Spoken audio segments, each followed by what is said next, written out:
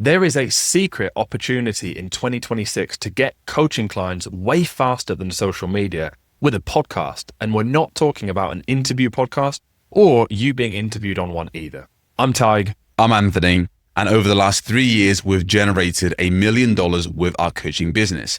We help online coaches hit consistent months through 15-minute solo podcasts, where they can attract dream clients into their business without posting on social media. So in this episode, you'll discover the new way of using a podcast to get coaching clients without being interviewed or even turning on your camera. Why social media isn't the opportunity it used to be for online coaches looking to hit consistent profit months. And finally, how online coaches in every niche you can imagine are putting out 15-minute podcast episodes that finds prospects, attracts them, nurtures them, and gets them to book a call. So we said the secret opportunity, Anthony, but an opportunity is only an opportunity for the right person, right? Absolutely. One man's junk is another man's treasure. That's how it goes. So this opportunity that we speak of, before we get into it, who does it really suit? Because surely it can't work for everyone. 100%. So this really works for online coaches who want to build an authentic personal brand, which means they are building a business that feels aligned with who they are. They're building and marketing their business in a way that actually lights them up, that they enjoy. Now, for most online coaches, they are being forced, quote unquote forced, to play the social media game where they have to show up online every single day, post content in hopes to generate attention whilst they're competing against hundreds, if not millions of other creators also competing for the attention of their audience. Now, for online coaches who this opportunity is for, they're the ones who don't feel aligned with that methodology of building their business, of posting on social media, following trends, chasing an algorithm, stripping away all the context and depth that gives their expertise. They're the coaches that this opportunity really is for. And I think another thing to add there is the clients that we've worked with to do this, what we're about to share, they've realized they feel exactly what you're saying. And for that reason, they've tried to get away from social media and just think maybe this could work just on referrals or word of mouth. And that's also likely how they got their foot in the door with coaching. They had some referrals, they had a few good examples of their work, they absolutely loved what they do. And when they took to social media to start getting themselves out there, it was from a place of necessity, believing that was the only way to have more freedom in their life. Most of these online coaches are in a spot where they were, like you mentioned, relying on referrals, but you can't rely on referrals to hit consistent profit months. Exactly. You need more predictability, you need more consistency as far as, calls being booked on your calendar, clients are able to actually close. And like you mentioned, they turn to social media because they feel like they see that as a solution to their lack of inconsistent clients, because you can't scale a business just by relying on referrals, right? And I think that comes from, of course, that's the main method that's talked about to get clients. That's what the big dogs are saying. That's just the general advice online is obviously get on social media. Why would you not be? And so most online coaches, like you're saying, they do that not because they love social media, but because that just seems like what they should do, which is ironic because why most people start a coaching business is to have more freedom. So it's very ironic to then feel forced into the method that everyone else is telling them to do, rather than actually having freedom in how they have their business, how they run their business, and how they generate clients. And I think the problem that arises from that is you then find yourself in a situation where you're building this business you don't really want to be building, and you're marketing your business through social media, even though you don't really want to be on social media. And because of that tension and you having to force yourself, you never really have that true alignment in your business where things just start clicking. So it feels like an uphill battle where you're playing this game you don't want to be playing, but you're also losing at the game. Like if they were playing the game and winning, gaining traction, having loads of likes and making a boatload of money while signing clients and having that freedom, that's a different conversation. But for the most online coaches we work with, that's not the situation. And it's interesting because you mentioned earlier around building a online coaching business in order to have more freedom. Really, for the client that we work with and for ourselves, we like having a small, intimate team, whereas us working one-on-one directly with our clients, building deep, genuine relationships with them. It's funny because a lot of the clients that we work with, it's almost as if, it's going to sound a bit weird, but like, they kind of just want to have their world to themselves. They're not trying to be flashy. They're not trying to be out there. They're not trying to be a celebrity. They're not trying to become like hyper famous. They literally just want a very simple business, a quiet life where they can provide value to their clients and they can market their business in a way that they enjoy. And when you said a quiet life there, it reminded me of a time when you asked people on one of our coaching calls with clients, like, why do you do this? What does your ideal day actually look like when the business is doing what it's supposed to do? And people were saying things like, oh, I go on a long walk in nature. And people were naming the various nature areas like around where they lived. There was another guy who, he wakes up in the morning and he just wants to write every day for 2 hours. And then other clients were like, I'd love to spend way more time reading and then the afternoon spend with my kids and actually spend their time with them. To me, when I hear that, it means that they really value just space to think, to go deep on certain topics, to go deep with their clients, to go deep with themselves, to build, again, a very simple business that gives them the freedom that they want, which is actually just a lot more space to do the things that they love. And obviously for us, freedom is a huge thing. We love breaking up our weekdays. So rather than working Monday, Tuesday, Wednesday, Thursday, Friday, we'll still work those days. However, we have a nice break on Wednesday where during the daytime where everyone else is working. Something that I love that I've been doing for the last 2 years is me and my girlfriend will just go out for like a nice walk to explore a new city that we're in. Or we'll go to a cafe and enjoy a nice coffee. Or we'll go out to like a nice restaurant and have a nice brunch. Having new experiences, but specifically, for some reason, it just feels really nice on a Wednesday where everyone else is working, and having that sense of freedom because the business allows us to do that. We also work very hard, but that also has to be balanced out with the playful side of what we actually want and why we're doing this and why we're putting all the effort in to build the business in the first place. Right on. So to bring this full circle, this secret opportunity works well for coaches who they want more freedom without building a whole empire.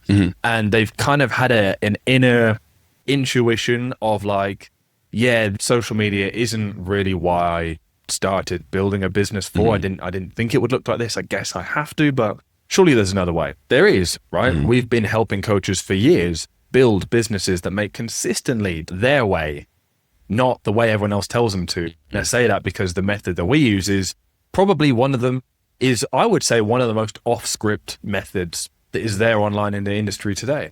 And how we do that is, of course, 15-minute solo podcasts that rank on page 1 of Apple and Spotify.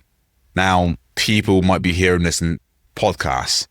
That's not off script. What do you mean by how the hell is a podcast off script? Doesn't everyone have a podcast? It's a great question. Well, the scripted idea of the podcast, the one that everyone talks about, the one that people already listen to, is the typical hour-long weekly interview. Those don't really do much to get clients, and for an online coach, they do nothing apart from waste time to get more clients consistently and get that predictable system that allows you to make predictable income in your business.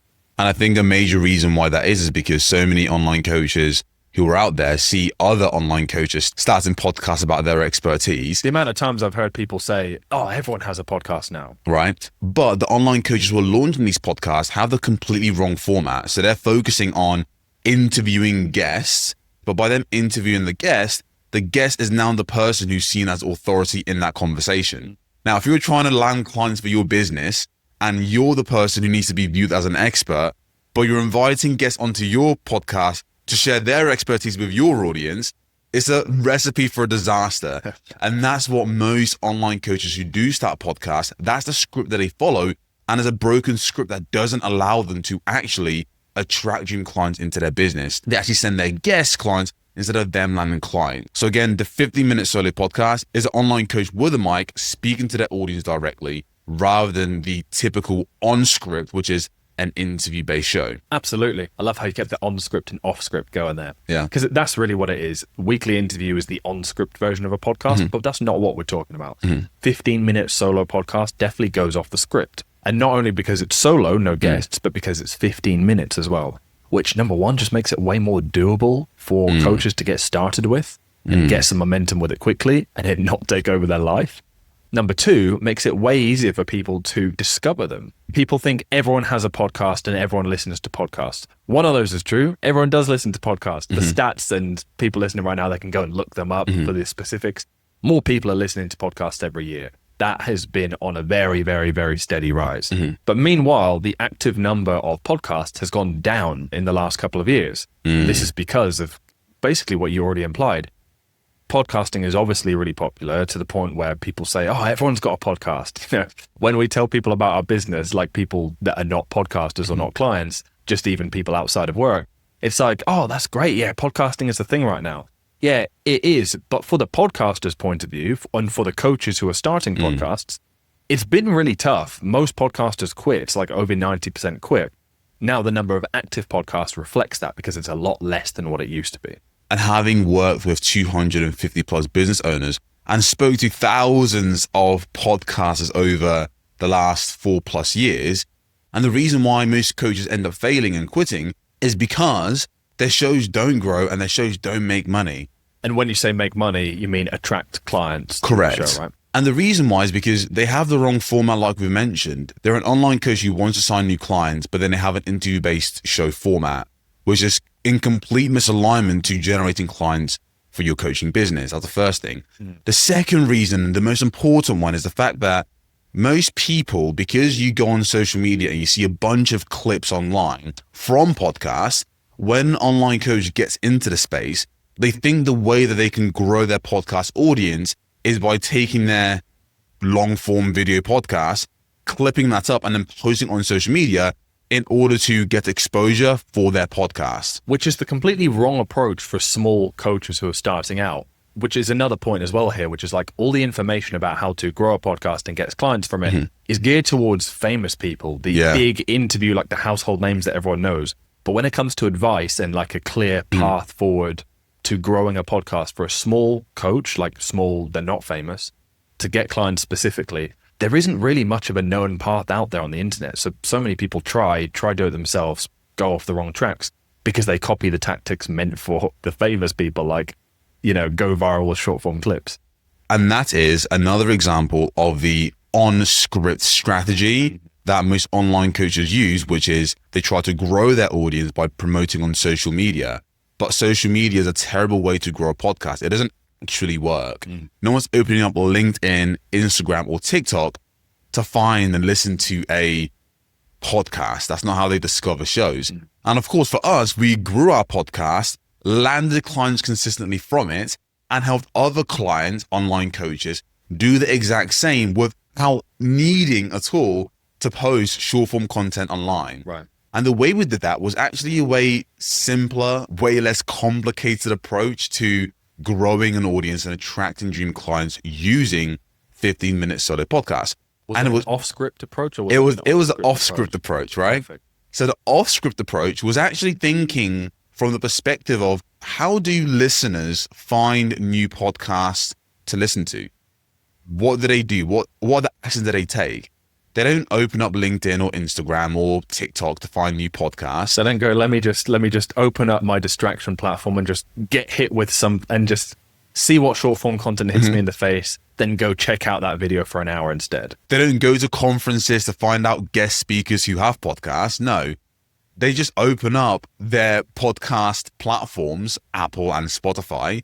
These are the platforms that they go to find new shows. These are streaming platforms for podcasts. So they just open up these platforms. They type in specific terms when they're looking for a show topic.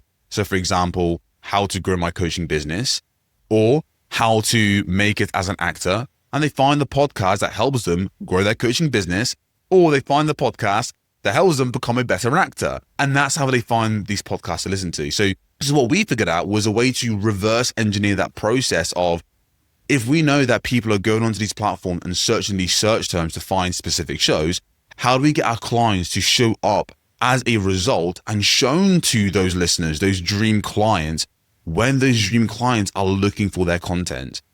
And how we did that was through podcast SEO. That was essentially the process of getting our clients and our show ranked on page 1 of Apple and Spotify for the specific search terms new listeners, dream clients would use to find podcasts on that topic. Whoa, that sounds so technical. I could never figure out how to use certain terms to rank on page 1. Yeah, maybe on Google, but this is Apple and Spotify, where again, there's a fraction of the competition, less than 400,000 active shows compared to well over 100 million YouTube channels, tens of millions or hundreds of millions of social media accounts. And of that 400,000, most are interview shows which are not on specific topics like how to be a better actor, how to grow a coaching business. So when it comes to ranking page one, there really isn't that much competition to be able to rank on page one with the simple process of thinking, well, what would a listener type in? What would a prospect type in to find this content? They're going on to Apple and Spotify, and if they're trying to be a better actor, they're just typing in on the search bar, acting skills, how to be a better actor, and then including that in the name of your podcast. It's not then rocket science to get to page one and be found hundreds, thousands, tens of thousands of times a week on Apple and Spotify for prospects looking for your solution. One of our clients called Martin, he was able to earn $30,000 in sales in a single month, and his podcast played a massive role in him being found by dream clients who he then signed on to his coaching business. That is the power of 50-minute solo podcast. You're going off script because you're not doing an interview-based show. It's just you with a mic where you're the one positioned as an expert. You're not being on script by posting on social media, hoping to gain traction. You're going off script and thinking logically of like, hey, okay, how do people discover shows? How do I get my podcast shown to those people when they're looking for shows to listen to? And then not to talk about the fact that you've mentioned the competition is way less when it comes to 50-minute solo podcast. This really is a secret opportunity for online coaches who want to build a simple business that allows them to not play the game of social media, not force themselves to keep up with an algorithm, but they can simply just record a podcast, upload this to Apple and Spotify, and be found by dream clients. This is a completely off-script way to be discovered and is an untapped opportunity that online coaches aren't even aware exists, you know? So for an online coach listening right now who's kind of hearing this, and part of them is thinking, wow, yeah, that sounds amazing. But just part of them is also thinking, seems a bit too good to be true. Like, what?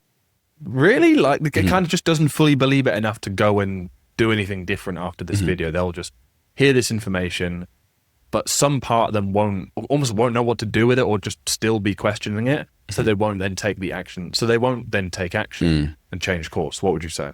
And that's exactly why we created an ultimate guide for online coaches who want to build an authentic personal brand without posting on social media and using 50-minute solo podcasts as a method to attract dream clients into your business, where you can be authentic, speak into a mic, and land clients. See if that's aligned with the type of business you want to build. So you can watch that video right here, or go to the show description and click the first link that you see.